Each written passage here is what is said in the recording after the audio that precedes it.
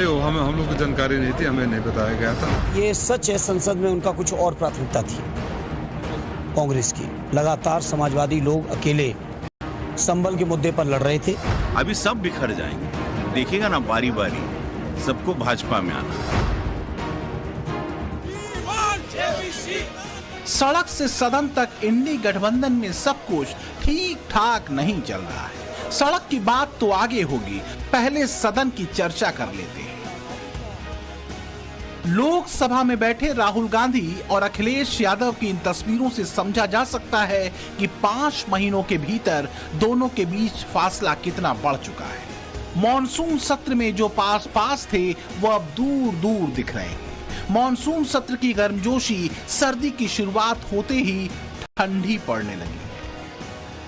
देखिए किस तरह मॉनसून सत्र में राहुल गांधी, अखिलेश यादव पहली पंक्ति में आसपास बैठे दिखते थे। अखिलेश के ठीक बाईं ओर पहली पंक्ति में ही फैजाबाद के सांसद अवधेश प्रसाद नजर आते थे। लेकिन विंटर सेशन के दौरान लोकसभा की इन तस्वीरों को 18वीं लोकसभा के लिए सिटिंग व्यवस्था को अंतिम रूप देने के बाद अब अखिलेश यादव पहली पंक्ति में 6ठे ब्लॉक में बैठे, जबकि पहले उनकी सीट 8वें ब्लॉक में राहुल गांधी के करीब थी। वहीं नई सिटिंग व्यवस्था में अवधेश प्रसाद को दूसरी पंक्ति में सीट दी गई है। नई व्यवस्था में अब अवधेश प्रसाद अखिलेश यादव के पीछे दिख रहे हैं।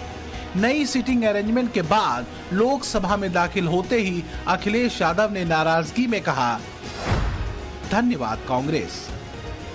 अब आप सोच रहे होंगे कि संसद में, लोकसभा में सिटिंग अरेंजमेंट की जिम्मेदारी तो लोकसभा स्पीकर और उनके सचिवालय की है, तो आखिर अखिलेश यादव कांग्रेस पार्टी को धन्यवाद क्यों दे रहे हैं? दरअसल में अखिलेश यादव कांग्रेस पार्टी से नाराज चल रहे हैं। इंडिया ब्लॉक में कांग्रेस पार्टी प्रमुख पार्टी है और उसको अपने सहयोगी दलों की सीटें आवंटित करनी थी। जो जानकारी मिल रही है सूत्रों द्वारा वो यही मिल रही है कि सरकार की तरफ से समाजवादी पार्टी को प्रथम पंक्ति में 2 की जगह 1 सीटिंग अरेंजमेंट किया गया है। इसका मतलब साफ है कि प्रथम पंक्ति में समाजवादी पार्टी की तरफ से सिर्फ अखिलेश यादव ही बैठ सकते हैं। अखिलेश यादव की नाराजगी इसलिए कांग्रेस पार्टी से है क्योंकि कांग्रेस पार्टी ने ये मुद्दा सरकार के सामने नहीं उठाया। साथ ही इस बात को लेकर भी अखिलेश यादव नाराज हैं कि जब ये सिटिंग अरेंजमेंट की बात चल रही थी, नया सिटिंग अरेंजमेंट आ रहा था, उस दौरान भी कांग्रेस पार्टी की तरफ से समाजवादी पार्टी को या अखिलेश यादव को इस बात की जानकारी नहीं दी गई। समाजवादी पार्टी के मुखिया की इस नाराजगी का सीधा असर इंडी और खासकर कांग्रेस की स्ट्रेटजी पर दिख रहा है। संविधान सदन यानी पुराने संसद के सामने राहुल गांधी के नेतृत्व में विपक्ष के सांसदों ने प्रदर्शन किया, अडानी के मुद्दे को जोर शोर से उठाया। राहुल गांधी समेत प्रदर्शनकारी सांसद इस मौके पर एक खास ब्लैक जैकेट पहनकर आए थे, यानी विपक्ष पूरे जोर शोर से अडानी मामले की जेपीसी जांच की मांग कर रहा है। लेकिन इंडी गठबंधन की दूसरी सबसे बड़ी पार्टी इस मौके से नदारद दिखी। आपको एक भी लाल टोपी वाले नेताजी नहीं दिख रहे हैं।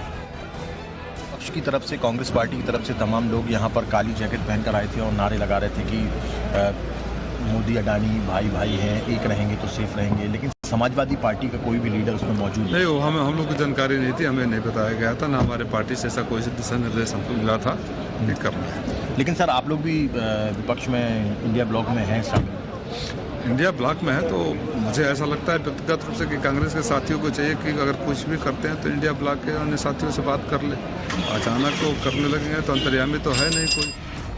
यूपी के घोसी से समाजवादी पार्टी के सांसद राजीव राय के दावों से तो ये साफ हो गया कि इंडी गठबंधन की गांठ अब ढीली पड़ चुकी है। सरकार की नीतियों के विरोध के लिए रणनीति तो बनती है, लेकिन उसमें अलायंस की दूसरी सबसे बड़ी पार्टी को बताया तक नहीं जाता। ऐसे में सवाल जरूर खड़े हो रहे हैं कि पिछले 5 महीनों में जो दूरी बनी है वो 27 में 36 के आंकड़े में तो तब्दील नहीं हो जाएगी कहीं। लेकिन आज के इस प्रोटेस्ट में समाजवादी पार्टी साथ में नहीं थी। अभी सब बिखर जाएंगे, देखिएगा ना बारी बारी सबको भाजपा में आना है। अब संसद भवन के मकरद्वार पर इंडी गठबंधन के नेताओं और सांसदों के प्रदर्शन की इन तस्वीरों को देख मंगलवार को हुए इस प्रदर्शन की अगुवाई कांग्रेस की ओर से राहुल गांधी कर रहे थे।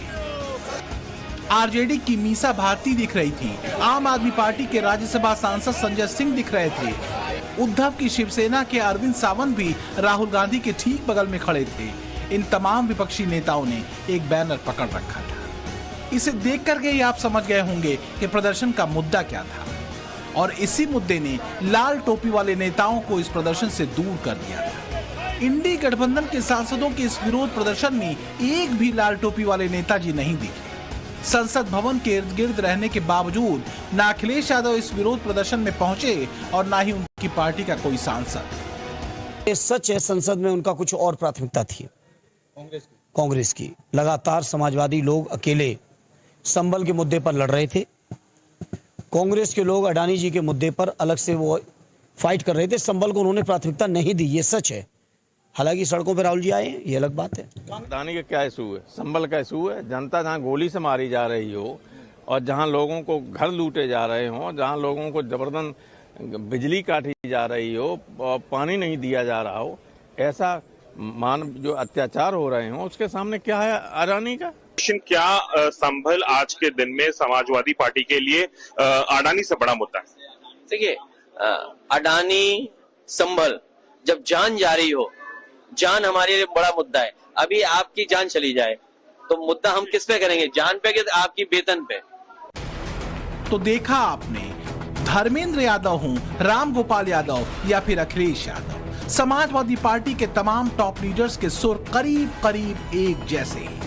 इनके लिए संभल ही आज की तारीख में देश का सबसे बड़ा मुद्दा है। जो मुद्दे कांग्रेस या इंडी गठबंधन में शामिल पार्टियों के लिए अहम हैं, वो समाजवादी पार्टी की प्रायोरिटी लिस्ट से बाहर है। यही वजह है कि 2 दिन पहले समाजवादी पार्टी ने संसद में संभल के मुद्दे को पुरजोर तरीके से उठाया था। संभल को लेकर समाजवादी पार्टी के प्रेशर टैक्टिक्स का कांग्रेस पर असर भी हुआ। आनन फानन में बुधवार को राहुल गांधी और प्रियंका गांधी संभल दौरे का प्लान लेकर सड़क पर उतर गए, लेकिन हुआ क्या, न राहुल संभल पहुंच पाए न ही प्रियंका। उल्टे इंडी गठबंधन में शामिल दूसरी सबसे बड़ी पार्टी के निशाने पर पुलिस पार्लियामेंट में उठा नहीं रहे, वहां जा रहे हैं। पर राम गोपाल यादव जो समाजवादी पार्टी कांग्रेस की साथी है, वो कहती है कि ये ड्रामा है, पार्लियामेंट में उठाते नहीं है इस विषय को और वहां पर जाकर फोटो ऑप करना चाहते हैं। मतलब कैसे सपा और कांग्रेस में मुस्लिम वोट बैंक की तुष्टीकरण के लिए एक कंपटीशन शुरू हो चुका है। ये वही लोग हैं जो राम गोपाल मिश्र से मिलने कोई नहीं जाता, शिमला में हिंदुओं पर अत्याचार होता है कोई नहीं जाता।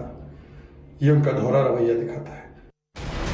दरअसल कांग्रेस और समाजवादी पार्टी में जारी इस द्वंद्व की सबसे बड़ी वजह यूपी में 2 साल बाद होने वाली महाजंग है। 2017 में समाजवादी पार्टी ने विधानसभा चुनावों में कांग्रेस के साथ गठबंधन किया था। 2 लड़कों की जोड़ी की हर ओर चर्चा हो रही थी।